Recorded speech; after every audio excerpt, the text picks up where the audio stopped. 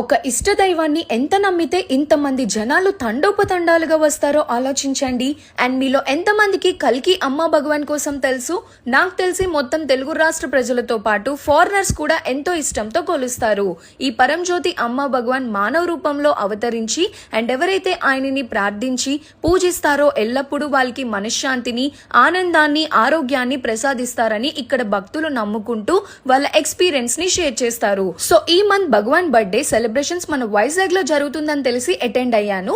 First రథం ready చేసి చిన్ని చిన్ని బుజ్జి పిల్లలతో కోలాటం చేయిస్తూ ఊరేగింపు స్టార్ట్ చేశారు. ఆ తరువాత Visakhapatnam Dwarakanagar first line Aadhaar office building 7th floor లో ఉన్న ఆలయంలో దాసాజీ గారు వచ్చి పంచామృతాలతో అభిషేకం చేసి 75 రకాలు పైగా ప్రసాదాలతో సమర్పించారు. ఇంకా చివరిలో చిన్న పిల్లలతో కేక్ కటింగ్ కూడా చేయించారు.